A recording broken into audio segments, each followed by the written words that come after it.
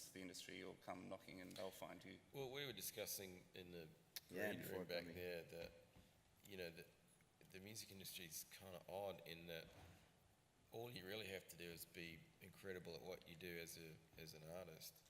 You don't even have to promote yourself. In fact, you know, we were joking that the best thing you could do is write incredible songs and you know, maybe play some shows and put some songs up, but just let everyone talk about it. Yeah, true. You don't really need to promote yourself if you're that good or good enough, or you fit into a certain, you know, slot. People will find you. Mark will hunt you down pretty much. So he's right. You know, if you're good, I will find you. You know, you know, like, and that's the thing. That's like the key. It's like if you're fucking good at what you do, everyone will know. And it's like there's not many people who are amazing who are just like, oh, I just don't know. No one ever heard of me. And it's for me, it's like there are lots of people out there who think, wow, I was incredible and no one noticed. Yeah. But I really think if you're amazing, like people will know, like, and people will find out. Yeah, you know, I made the point earlier that, you know, when that first Wolf Mother demos came out years ago, which pretty much sounded like the record, you know, it was like 10 people in Sydney had heard it, and they played 3 shows, and on the 3rd show at Sydney University, like every motherfucker in the Sydney music business was there, and they just hounding them. Literally, and all they did was really hand a demo to like 3 people. They didn't self-promote at all. I'd like to open it up to any questions if anyone has anything to ask. I think we've got probably just under 10 minutes left, so we've probably got time for a couple. Heath? There's a guy up there. Oh, they got a microphone coming out. This is for Andy. This is loud. You were talking about sort of brand and commercial integration at the start, whether you say yes to certain things that fit with your band and whether you say no. In terms of Tim Rogers being involved in the AFL promo final series, I wonder, one, did you have much say in, or, you know, in the decision making? And 2, whether that's resulted in good things for UMI and whether anything's come out of it as a band? Did we have much say in the style of the commercial or the... Even just the decision-making process of him deciding to do it or not? Yeah, I mean, he's done it twice now, so he actually has a, you know, and the both of us have a decent relationship with the AFL. They just love him. They see him as sort of, and that's why why he was chosen. They see him as sort of everyman football fan. You know, he can appeal to, you know, like an SBS panel show, you know, the Observer Effect, or a book show, or he can write for the Monthly or the Age, but at the same time, you know, some footy fan in Geelong will go, yeah, I fucking love that guy, he's awesome. So, you know, he's got a very broad appeal. He's obviously charismatic, so, you know, for him and for me, it was a no-brainer to do that, because it sort of perpetuates that for him, which was good. From my point of view, it was about making sure that, you know, that was placed correctly, and that was the perception that people got from seeing it, that, you know, he is that intelligent, charismatic, but also passionate, everyman guy, which it did. And then the other thing was obviously the deal, which is, you know, as a manager, you got to get your man paid. So, you know, we were happy how that rolled out too, yeah.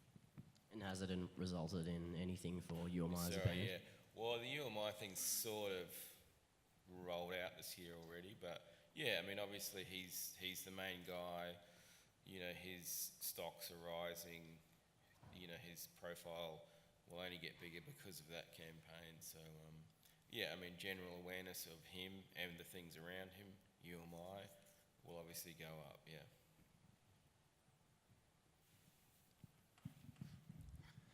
I just wanted to ask,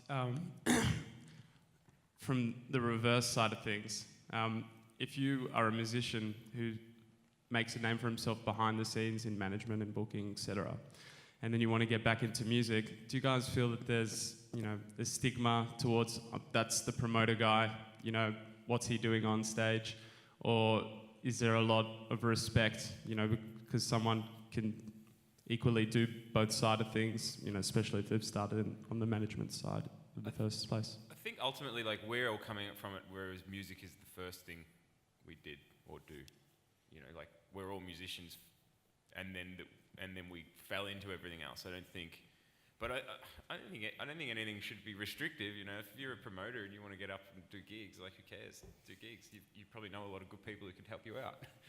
Yeah, to see the head of a major record label go on stage and play a gig would just be incredible. I'd love to see that. Tony Harlow solo at the Annandale Hotel. Smashing out the That is a drums. gig I would see. That's for sure. Yeah. I'll be there. Yeah. Yeah, it's true. I mean, yesterday I was at the Canada Showcase, and I was just there talking with everybody, and at the end, okay, yeah, thank you very much. I got to go on stage with my band.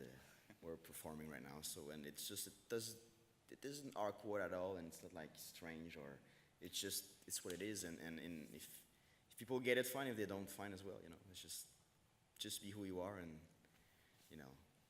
do what you want, so.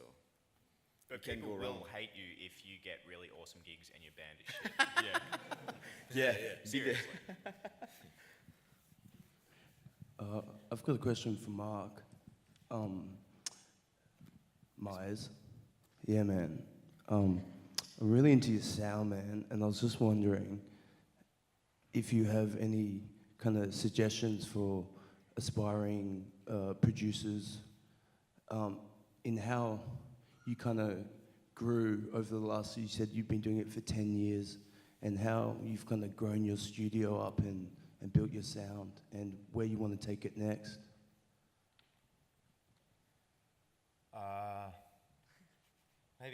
Maybe isolation worked well for me, coming from North Queensland. I don't know, I was just sort of doing my thing up there, and then, I don't know, just sort of record a lot of bands for free, and then, I Because don't know. your solo album had a pretty different sound as well to the Middle East stuff. Yeah, my solo album's probably more what I like to do, sort of less all that folk stuff. I don't know, man, just try lots of stuff, and I think the most important thing in the studio is probably discernment, like knowing when something sounds good and when something doesn't.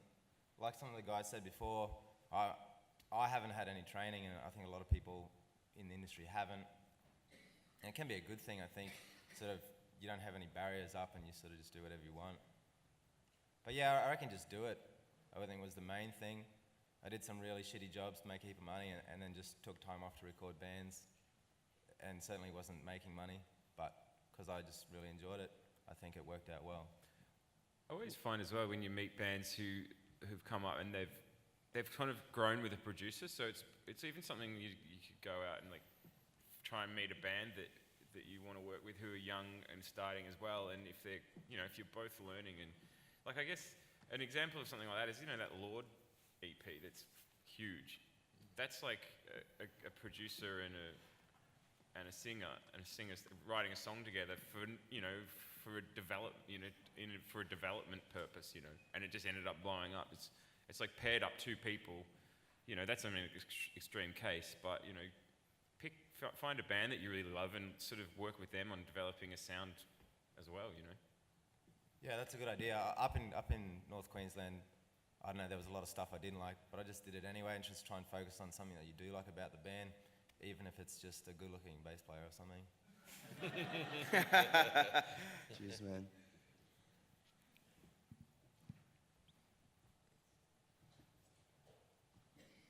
Any more questions? Anyone?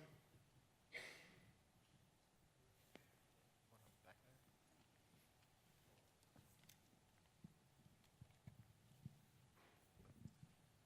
Thanks. This is a question for Andy. I work for a venue for about 1,500 capacity, and recently the Hi-Fi Daily Double tour came through. We had a small incident where there was like a security guard or something that may have bumped a large projector. Are you familiar with?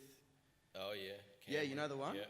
And I would love to hear a little bit of an insight into how you were on stage as a musician and had that moment, or if you did, if you went, wow, now I've got to go be the manager and suss out this little situation. Sometimes shit just goes a little bit wrong, and or you had a crew person just behave inappropriately, pretty much pushed a security guard away from a moving projector, and just kind of manhandled her, which was completely out of line. I actually saw it happen, and I had to come off stage. Tour manager came up and just said, look, this has happened. I mean, the girl was, if it was a guy or a girl, it almost didn't matter. He was just like, don't touch my shit, and he just reacted badly. But, and in that situation, you just have to sort of go, okay, well, it was a good show, show's over, but now we have to, manage some humans and have this person realise what they've done and apologise to that person and just sit in a circle and go, right, what the fuck happened? Let's sort it out. This person's upset and you fucked up, so fix it, sort of stuff. So, yeah, I mean, you just have to do that. That's essentially your job. So, I mean, it's unfortunate and it was out of character, but it was all fine in the end, pretty much. Yeah. But I mean, it's you don't want your band or your organisation or just anything to leave that situation unaddressed and have that person feel this resentment or whatever. You just have to fix it, and I think we did. She seemed fine in the end. All she needed was an apology and an explanation. Absolutely. And and he apologised profusely. He said, I don't know what was going on, I'm sorry, I thought you were doing this, and it was fine in the end. Yeah, from what I observed, it was handled with absolute professionalism, and it was just good to get an idea of, being a musician and then having to put on the hat and come off stage and handle that, and it was fantastic to see. Oh, good. I think it's like a sort of, I think people who kind of get into that, like Andy, have from a certain sort of temperament, that kind of can deal with situations. I mean, I don't think you imagine Tim managing the band. No. Like that wouldn't go so well. No, but at the same time, I can't write songs and be him. So yeah, I mean, I know. But and maybe that's why we're a half decent team. Is I can do these things well and he can do those things well. Yeah, it's just like I think you fall into the role because of your kind of temperament as well as your sort of experience. Yeah, and once you get handed an envelope with cash in it and get told to come back with it, you're kind of like, okay, someone thinks I can handle this. There was 3 to choose from, and they chose you. I know. That's all we've got time for. Thanks so much for coming along. Please thank our awesome panel. Do for the song.